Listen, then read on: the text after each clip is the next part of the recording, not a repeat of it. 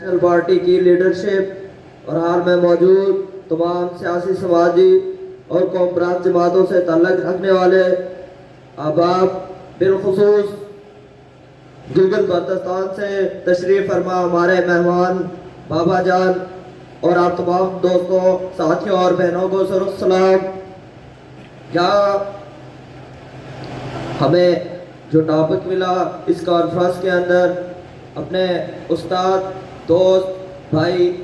افضال سلیریا صاحب کی برسی کے موقع پر کہ افضال سلیریا صاحب کے کردار پہ بات کی جائے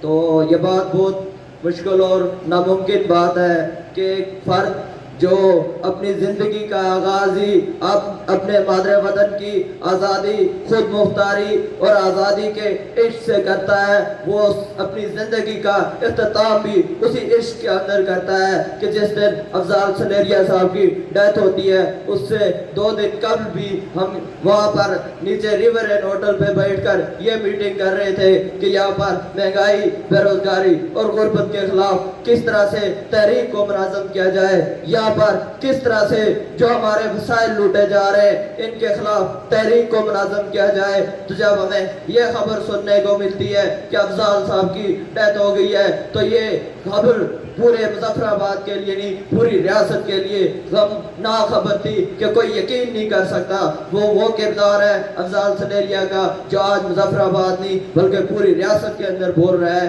جو ریاست کے تمام منقسم حصوں کے اندر بول رہا ہے۔ دوستوں اور ساتھیوں، مختصراً بات کہ جس کردار کو لے کر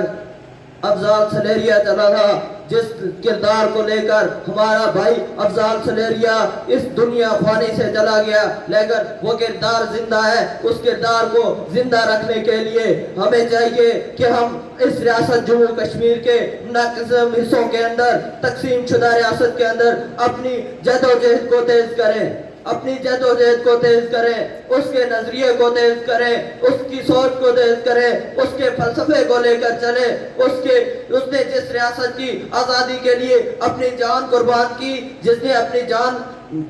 اس آزادی کی ریاست کی جدوجہد کے اندر، وہ جدوجہد کے اندر چلا گیا، لیکن ہم لوگ اس ریاست کے اندر آج بھی بے شمار ایسی چیزیں موجود ہیں کہ آج یہاں ایک پروگرام افضال سلیریا کی برسی کا ہو رہا ہے، اس کے کردار پہ ہو رہا ہے اور وہاں پر سرکاری طور پر پروگرام اناؤنس کیے جا رہے ہیں ریاست کے اندر کہ 5 فروری کے حوالے سے